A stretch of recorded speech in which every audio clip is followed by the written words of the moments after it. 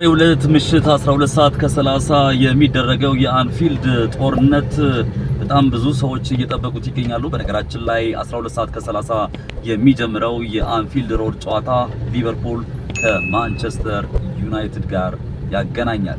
ምናልባት የዚህ ሁለቱ ቡድኖች ከጨዋታም በላይ እንደሆነ የእንግሊዝ ብዙሃን መገናኛዎች እየዘገቡ ይገኛሉ። በተለይ ሊቨርፑል እና ማንቸስተር ዩናይትድ በሰር አሌክስ ፈርጉሰን ዘመን ከፍተኛ የሚባል ጦርነት ነው። ሁለቱም የማይዋደዱ፣ ሁለቱም የማይከባበሩ፣ ሁለቱም የሚጠላሉ ናቸው። በዚህ ጨዋታ ላይ ከባልደረባዬ ፍጹም ጋር ቆይታ እናደርጋለን። ተስፋዬ ገብረ ማርያም እና ኢንተርናሽናል ሞዴል ፍጹም ፍቅሩ እንግዲህ በዚህ ጉዳይ ላይ ቲቲቪ ስፖርት በልዩ ሁኔታ ከእናንተ ጋር ልንጨዋወት ስቱዲዮ ገብተናል።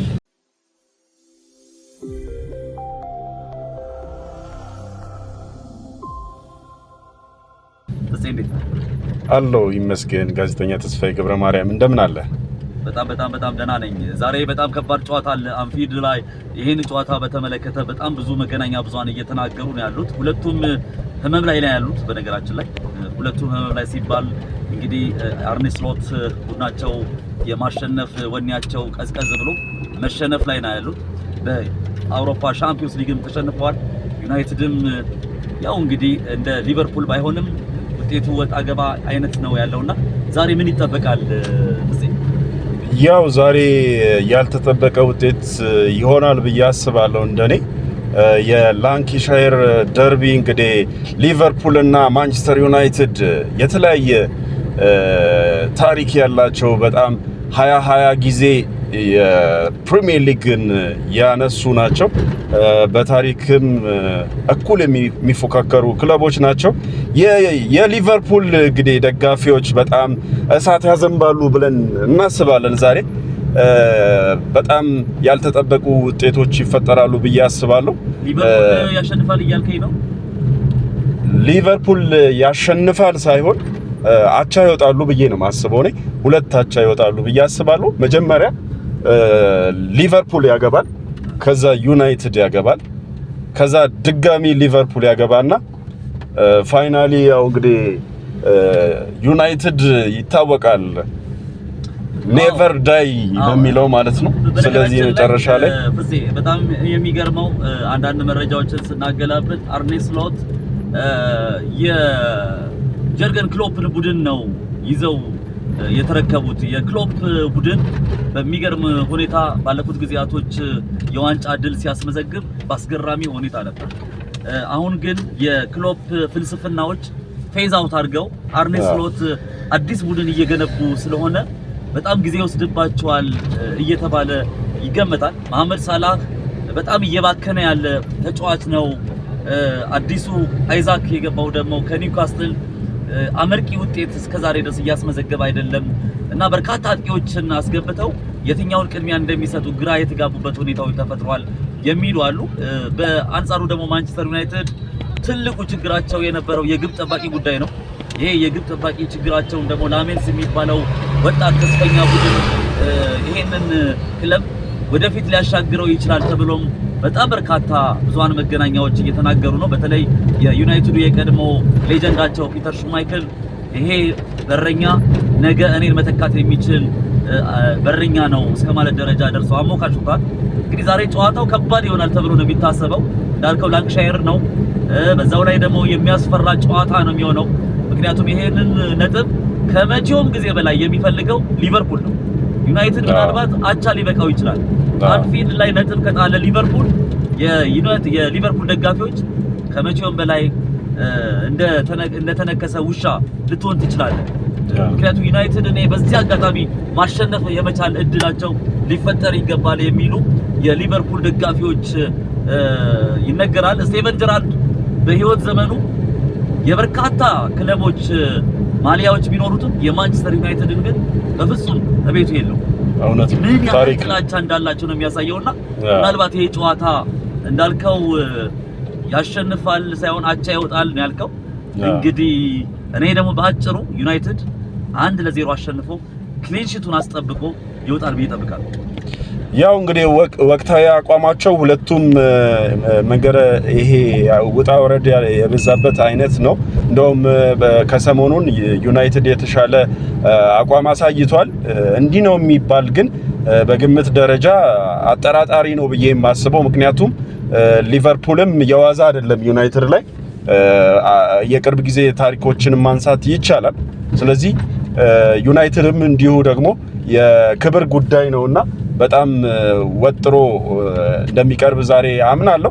ሩበን አሞሪም እንግዲህ ለጋዜጠኞች በቅርቡ የሰጡት መረጃ ዩናይትድ አሁን ያለበትን ሁኔታ ሲጠይቁት አጠራጣሪ የሆኑ ነገሮችን ነው ያነሱ የነበሩት።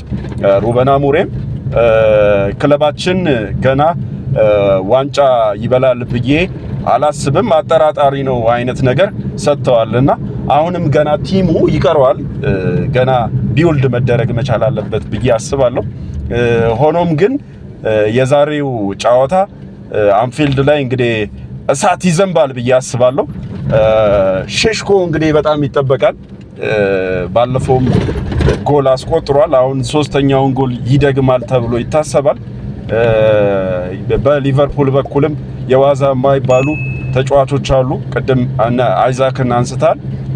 አይዛክ ቋሚ አሰላለፍ ውስጥ ከገባ ውጤት ቀያሪ ተጫዋች ነው። እንግዲህ ቆንጆ ነገር ይፈጠራል ብዬ አስባለሁ። ጥሩ ፉክክር እናያለን ብዬ አስባለሁ። የዩናይትድ ደጋፊዎች እንግዲህ እያወሩ ነው የሚገኘው በዚህ ሰዓት ሊቨርፑልን እንቀጠቅጠዋለን ዛሬ የማይዳግም እርምጃ ወስደን ከመሪዎቹ ያለንን ርቀት በነጥብ ያለንን ርቀት እናጠባለን እያሉ ያለበት ሁኔታ ነው ያለው። በነገራችን ላይ ፍፄ አንድ ጥያቄ ልጠይቅህ የምፈልገው እዚህ ላይ ዩናይትድ እና ሊቨርፑል በሚያደርጉት ጨዋታ በጣም ጫና አድሮበት ወደ ሜዳ የሚገባው ማን ይመስላል? ጫና የሚያድርበት ያው ይታወቃል ማንቸስተር ዩናይትድ ነው። ምክንያቱም ደግሞ ወራጅ አለ እዚህ ጋር በቃ ጫና ያለበት ሊቨርፑል ነው። ምክንያቱም ሶስት ተከታታይ ጨዋታዎችን ተሸንፏል። ያ መሸነፉ ምንድነው ከደረጃው በጣም እየሸሸ ሊሄድ ይችላል። ምክንያቱም የመጣበት መንገድ ሊቨርፑል በጣም ሻምፒዮንነቱን ድጋሚ ያመጣዋል የሚሉ ብዙሃን መገናኛው ሲዘግቡ ነበር። በአንጻሩ ዩናይትድ ቢሸነፍ አቻ ቢወጣ ምንም መስሎ ላይ ታየው ይችላል። ምክንያቱም አሞሪም ከዩናይትድ ባለስልጣናቶች አንድ ቃል ተነግሮታል። 3 ዓመት ሙሉ እንታገሰዋለን፣ ምንም ይሁን ምንም ውጤቱን በጸጋ ለመቀበል ዝግጁ ነን ብለውታል። ይሄ የሚያሳየው ምንድነው? አሞሪም በቃ ነፃ ሆኖ ምንም ጭንቀት ሳይጨነቅ ወደ ስቴዲየም ገባ ማለት በእርግጠኝነት ቀደም ሲል የተናገርካቸው ተጫዋቾቹ ወኔ ይዘው ነው የሚገቡት። ምን ሊፈጥሩ እንደሚችሉ አታውቀውም። ለአርኔ ስሎት ግን ምናልባት ከተሸነፈ በጣም ትልቅ ጥያቄ ውስጥ ሊከተው ይችላል። በርካታ ጉርምርምታዎች ሊመጡ ይችላል። ኖቲንግሃም ፎረስት በቀጥታ አሰልጣኙን ሲያባርር ሊቨርፑልም በዚህ መንገድ ሌላ አሰልጣኝ ማሰባቸውን እንዳይቀር ይገመታል እና ጫናው የሚያድርበት ብዬ የማስበው ትልቁ ሊቨርፑል ላይ ነው። ለጫና የሚባል ነገር ላይኖር ይችላል። ባለቤቱ ራክትሊፍ እንደተናገሩት በአሞሪም ላይ ትልቅ እምነት አለን። ይሄ ቡድን እየገነባው ነው፣ ገና በርካታ ተጫዋቾችም እንገዛለታለን ሲሉ ሲናገሩ ነበረ ባለፉት ሳምንታት ላይና ሊቨርፑል ካለው ስም ብቻ አይደለም የመጣበት መንገድ ለሻምፒዮንነት ነው። በጣም በሚገርም ሁኔታ ነጥቦች ሲሸነፍ የአንፊልድ ደጋፊዎች በጣም ብዙ ተበሳይተዋል። ይሄንን ማለት ነው የምችለው ነው።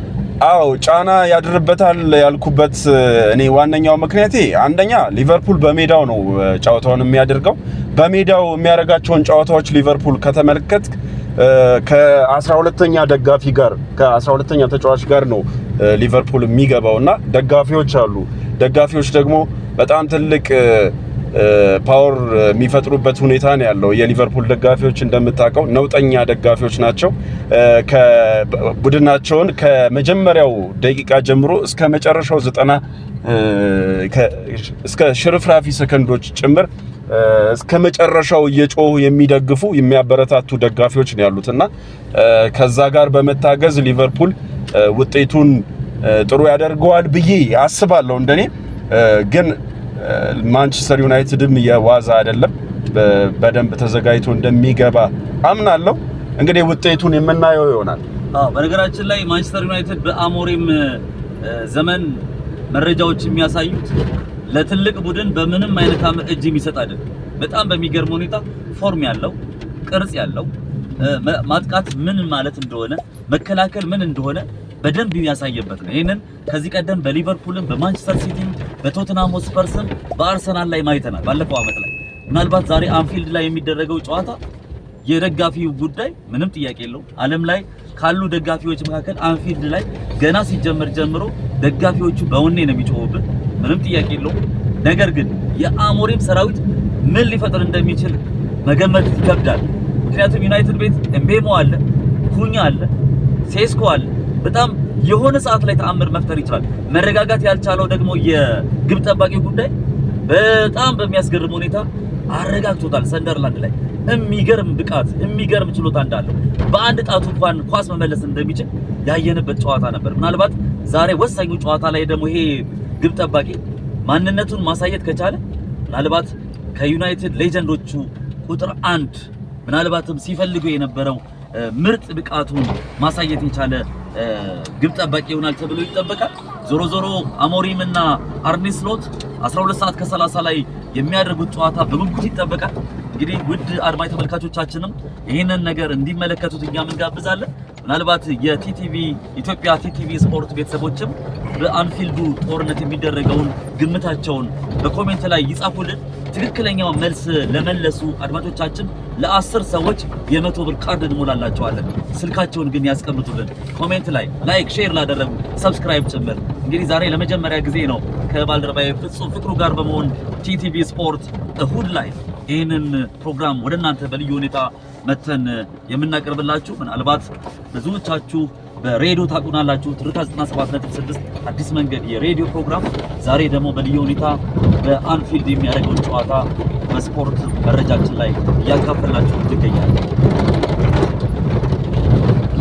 እሺ አድማጭ ተመልካቾቻችን እንግዲህ የቲቲቪ ኢትዮጵያ ስፖርትን ላይክ፣ ሼር፣ ሰብስክራይብ እያደረጋችሁ ቪው ወቻውሩ እንዲጨምር በማድረግ ተተባበሩ ዘንድ በአክብሮት እንጠይቃለን። የዩናይትድ እና የሊቨርፑል የላንካሻየር ደርቢ ዛሬ ከምሽቱ 12 ሰዓት ተኩል የሚተላለፈው ጨዋታ ስንት ለስንት ያልቃል የሚለውን ግምታችሁን አስቀምጡልን።